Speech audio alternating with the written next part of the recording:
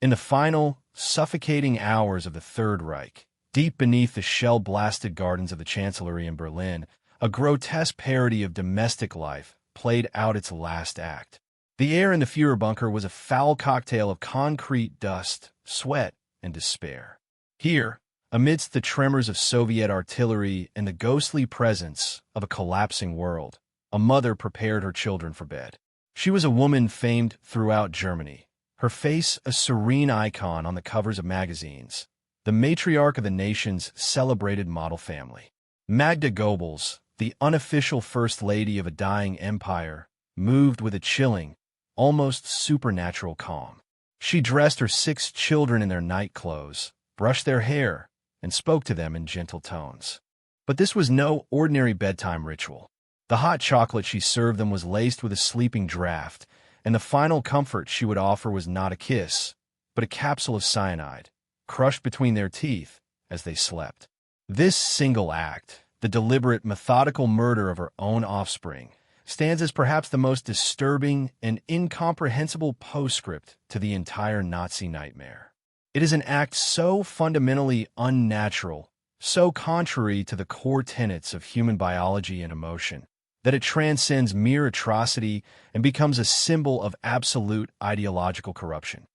How does a woman, a mother, arrive at such a precipice? What sequence of events, what slow poisoning of the soul, can lead a person to believe that the obliteration of her own children is not a crime, but a final, necessary act of love and loyalty? This is not merely a story of a monster, for to label Magda Goebbels as such is to dismiss the terrifying process of her creation. It is to ignore the path she walked from a life of privilege and cosmopolitan sensibilities to the dark sanctum of the bunker. To understand her final, horrific decision, we must dissect the anatomy of her fanaticism, tracing its origins, its nourishment, and its ultimate, all-consuming metastasis. We must peel back the layers of propaganda that she herself helped to weave to find the complex, deeply troubled, and ultimately broken woman within. Her story is a cautionary tale written in the blood of her own children, a testament to the power of an idea to hollow out a human being, leaving behind nothing but a vessel for a destructive, nihilistic creed. We will explore the transformation of Magda Goebbels from a young woman with a Jewish stepfather and a Zionist lover into the high priestess of a death cult, who chose to sacrifice her own flesh and blood on the altar of a failed god. The journey into this abyss begins not in the rubble of 1945, but in the affluent, pre-war comfort of a very different Germany. Born Johanna Maria Magdalena Ritschl in 1901, her origins were anything but a prelude to her eventual role as a Nazi ideologue. Her early life was marked by instability, but also by privilege. Her mother, Auguste Berendt, separated from her biological father, Oskar Ritschl, when Magda was young. Auguste soon married a wealthy Jewish industrialist, Richard Friedlander, a man who would become a loving and doting stepfather to the young Magda. He formally adopted her, and for a significant part of her formative years, she carried his surname. She was Magda Friedlander, a student at a prestigious Catholic girls' convent, a well-educated, refined young woman living a life of bourgeois comfort funded by Jewish capital. This is the first and perhaps most jarring paradox of her life. The future icon of Aryan motherhood was raised and adored by a Jewish man, a man who would later perish in the Buchenwald concentration camp, a victim of the very regime his stepdaughter would come to champion. This early exposure to a world far removed from the brutish anti-Semitism of the Nazi Party was not a fleeting phase. It was the very fabric of her youth. Her education was cosmopolitan, her social circles sophisticated. As a teenager, she fell deeply in love with Viktor Arlisorov, a passionate and charismatic Zionist leader who would later become a prominent figure in the Jewish Agency for Palestine. Their romance was intense, a meeting of two bright, ambitious young minds. She wore the Star of David he gave her, considered following him to Palestine, and engaged deeply with his ideals of building a Jewish homeland. Here was Magda Goebbels, the future murderess of her children in the name of a racially pure Germany, contemplating a life dedicated to the Zionist cause. This period of her life is not a footnote. It is a critical baseline against which her later transformation must be measured. It proves that her later fanaticism was not innate. It was acquired. Something had to happen to cauterize this part of her past, to sever her from these connections, and to replace them with an ideology so potent it could justify the murder of her stepfather and the complete repudiation of her first love. The seeds of her later extremism were not found in hatred, but perhaps in a deep-seated need for belonging, for a defining, all-encompassing purpose that she had yet to find. Her first marriage seemed to offer a different kind of purpose, one of wealth, status, and social prominence. In 1921, she married Gunther Quandt, an industrialist twice her age and one of the wealthiest men in Germany. This was a step up into the highest echelons of German society. She became the mistress of a grand estate, hosted lavish parties, and gave birth to her first child, a son named Harold. On the surface, it was a life of immense privilege, but beneath the glittering facade, it was a hollow existence. Quandt was emotionally distant, a stern and demanding patriarch who treated her more like a decorative asset than a partner. The marriage was cold and unfulfilling. Magda, a vibrant and intelligent woman, was trapped in a gilded cage, her ambition and passion stifled. It was during this period of deep personal dissatisfaction that her search for meaning intensified. She was drawn to various spiritual and philosophical movements, even showing a passing interest in Buddhism, ever searching for an anchor. The marriage eventually collapsed in a bitter divorce in 1929, leaving her with a generous settlement but a profound sense of emptiness.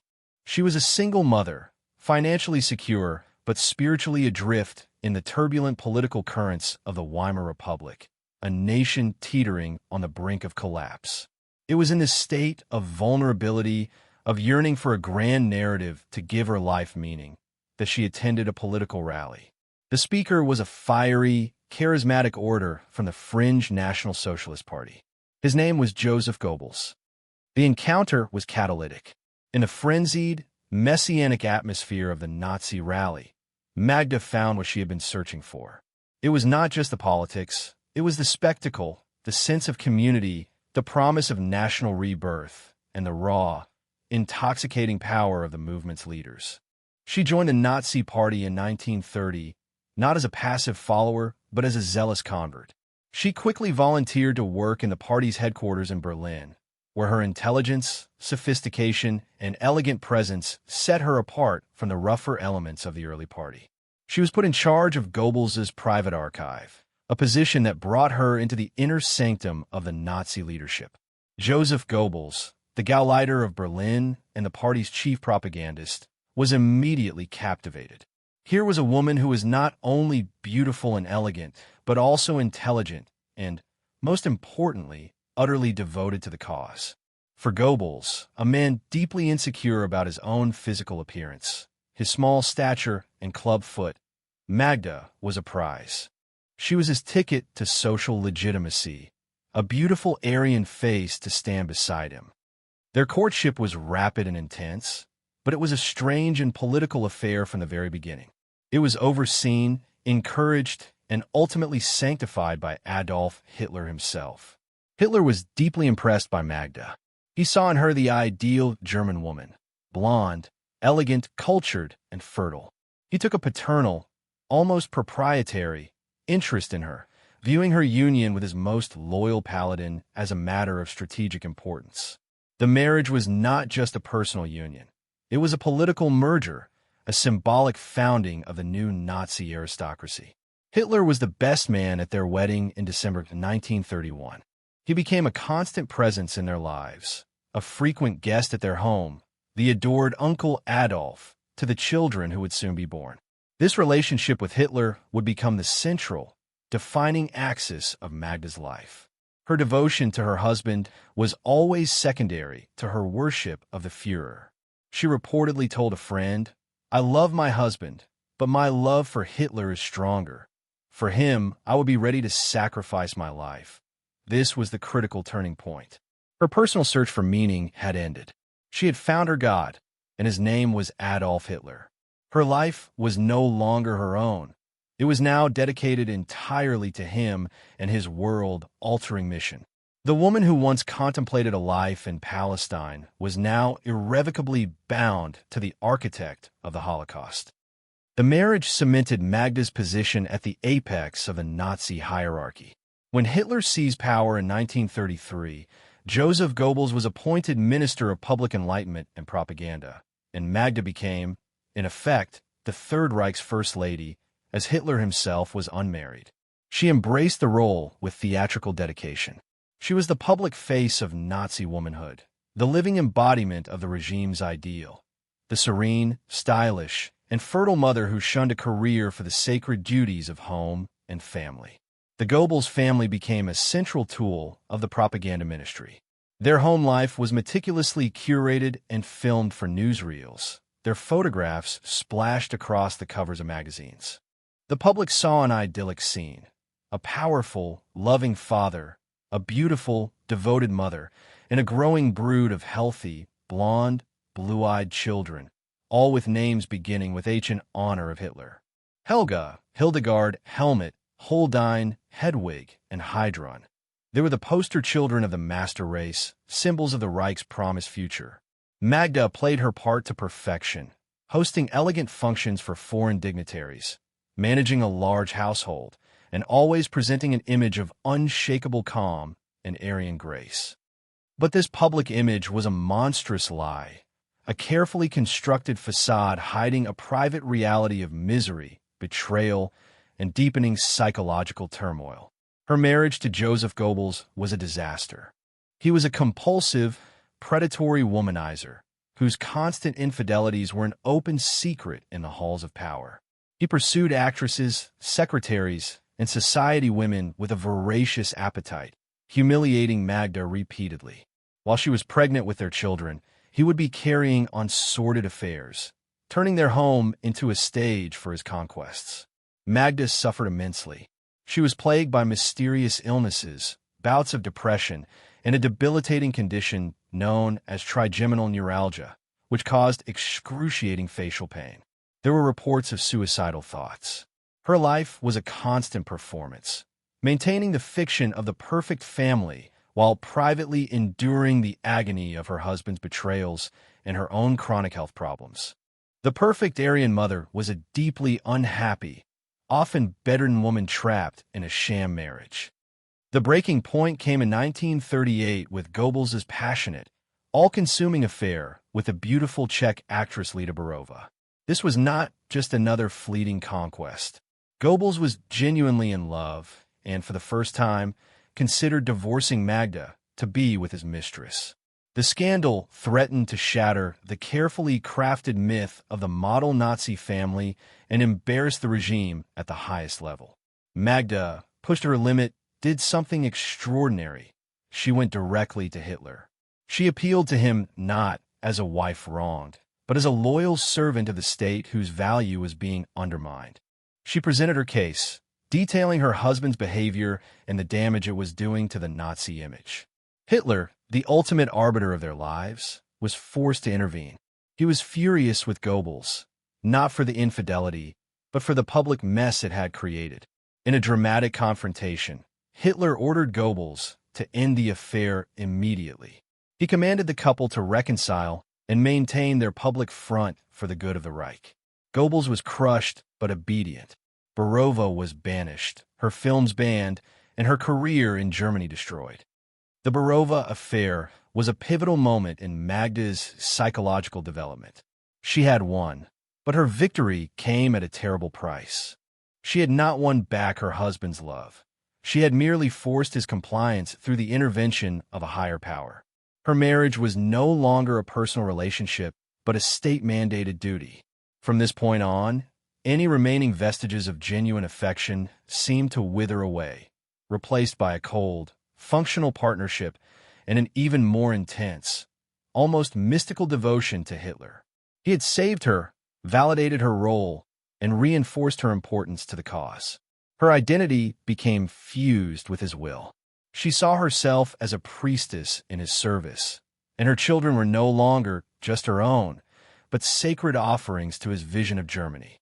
This psychological transference was near total. The pain and humiliation of her personal life were sublimated into an ever more rigid and extreme political fanaticism. As the world lurched towards a war started by her Führer, Magda Goebbels retreated further into the cold comfort of ideology, a fortress against the emotional wasteland of her own existence. The progression of the Second World War mirrored the Goebbels family's own descent into a deeper, more insular reality. As Germany's early victories gave way to brutal, grinding warfare and eventual retreat, the propaganda image of the happy family became ever more crucial and ever more divorced from the truth. Magda threw herself into war work with a grim determination. She trained as a Red Cross nurse, worked in communications, and offered comfort to bereaved widows, always playing the part of the stoic, patriotic German mother. Her public appearances were flawless, her composure absolute. Even as bombs began to fall on Berlin and the stench of defeat crept into the air. Privately, her health continued to deteriorate. The facial neuralgia grew more severe, and she suffered from what was described as a weak heart, spending long periods confined to her bed. Her existence became a cycle of public performance and private suffering. Her only solace, her unwavering faith in Hitler's ultimate victory. Her fanaticism calcified into something brittle and absolute. There was no room for doubt, no space for nuance. As the tide of the war turned decisively against Germany after the disaster at Stalingrad, her pronouncements became more extreme, more apocalyptic. She spoke openly of the family's fate, making it clear that a world without National Socialism and without Adolf Hitler was a world in which she and her children could not and would not live. She reportedly told a friend, "We will take our children with us when we go. They are too good, too beautiful for the world that lies ahead." This was not idle talk. It was a statement of intent, a glimpse into a mind that had already made a terrible calculation. In her worldview, defeat was not simply a political or military outcome. It was an existential void, a descent into a hell ruled by Jewish Bolshevism, where her children, as the progeny of Joseph Goebbels, would face unimaginable torment. Her maternal instinct, the powerful primal drive to protect one's offspring, was being twisted by ideology into a new, terrifying shape. Protection no longer meant ensuring their survival.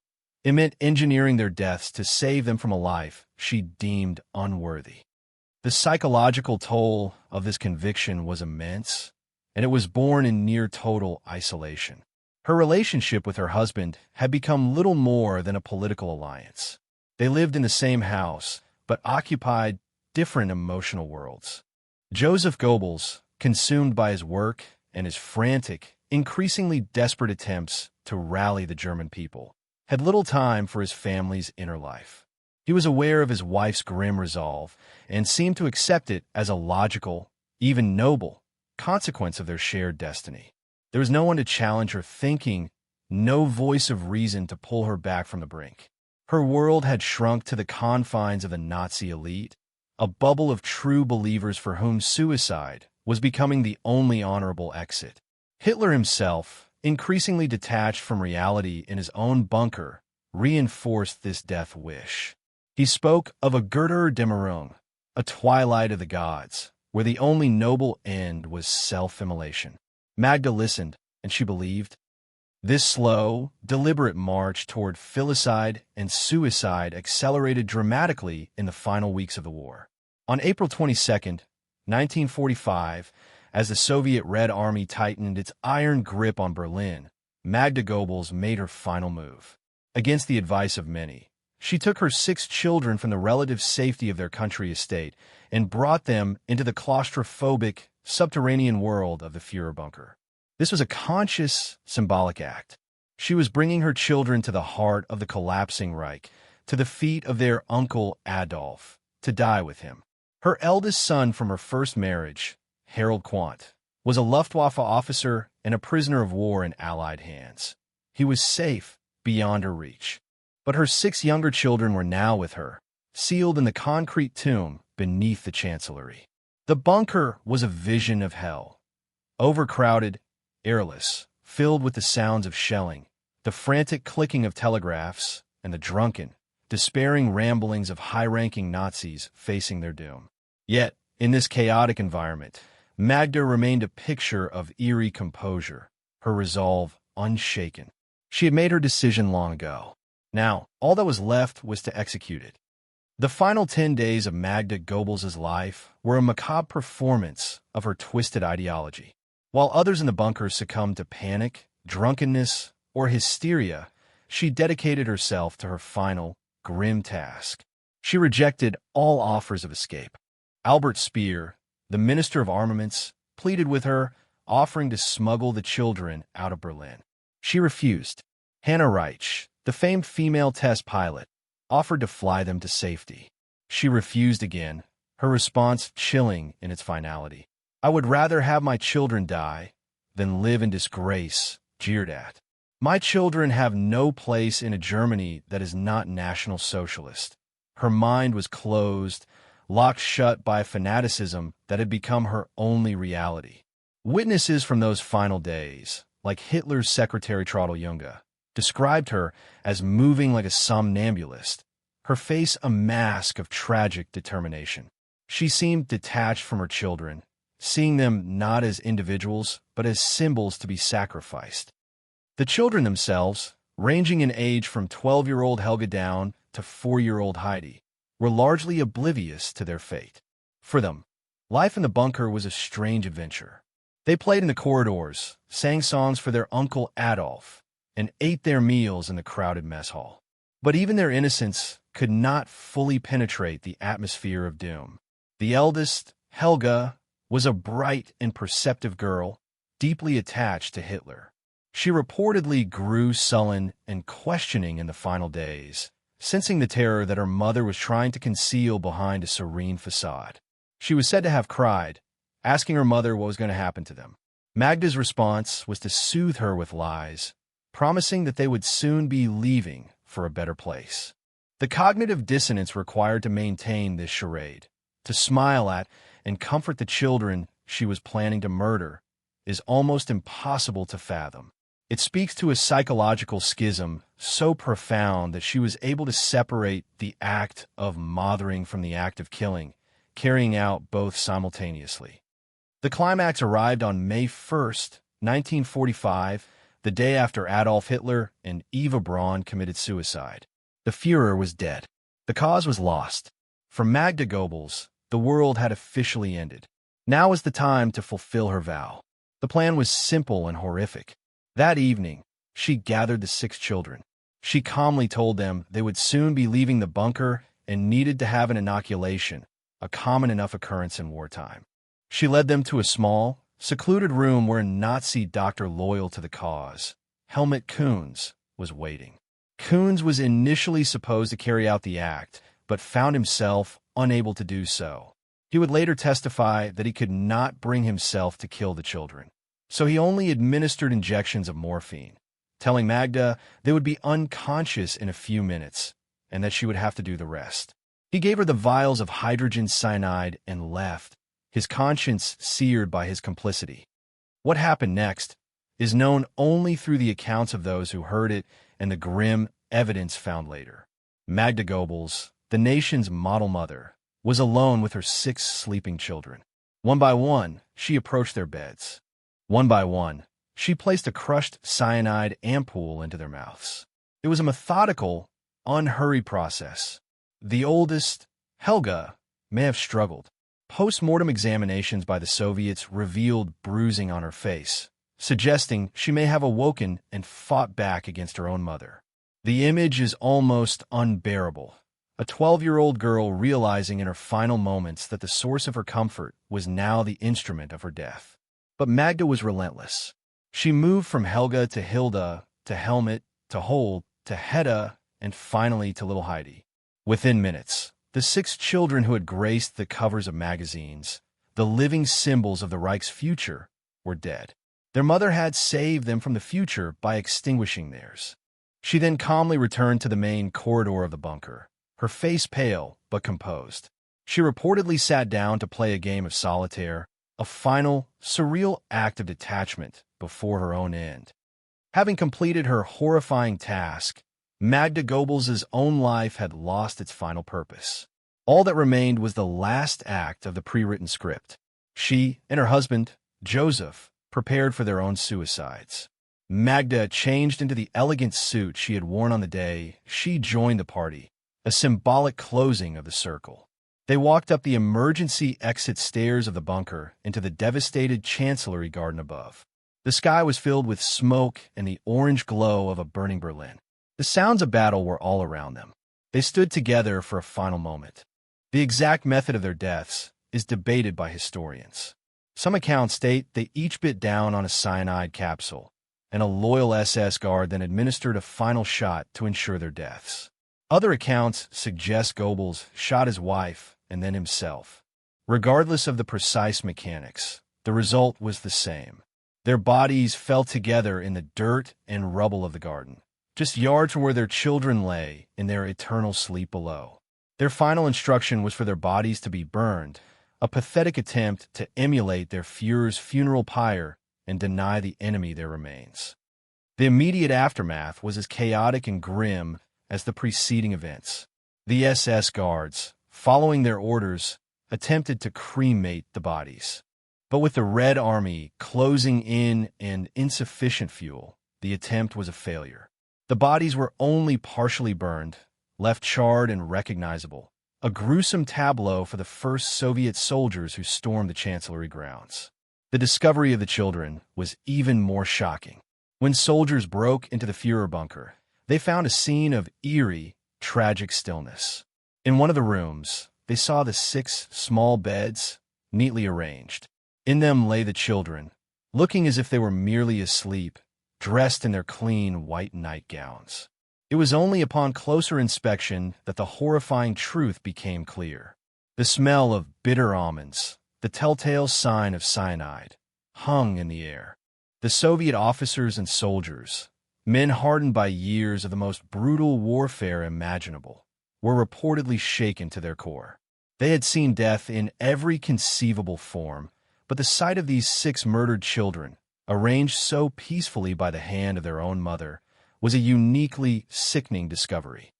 The bodies of the entire Goebbels family became objects of intense scrutiny for the victorious Soviets. Autopsies were performed, confirming death by cyanide poisoning for all. The remains were photographed, documented, and used as propaganda tools to display the depravity of the defeated Nazi leadership. For years, the bodies were secretly buried and reburied at various Soviet garrisons in East Germany, kept as a dark trophy of the war. Finally, in 1970, on the orders of Yuri Andropov, the head of the KGB, the remains were exhumed for a final time. They were thoroughly cremated, and the ashes were crushed and scattered into the Biederitz River, a tributary of the Elbe.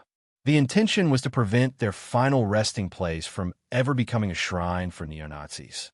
With that final act, the physical traces of Magda Goebbels and her children were erased from the earth. All that was left was the story, and the single, haunting letter she had written in the bunker to her surviving son, Harold Quandt. In it, she tried to explain her actions, writing, "Our glorious idea is ruined, and with it everything beautiful and noble that I have known in my life. The world that will come after the Führer and National Socialism is not worth living in, and therefore I have taken the children with me. They are too precious for the life that will come." The legacy of Magda Goebbels is profoundly and uniquely disturbing.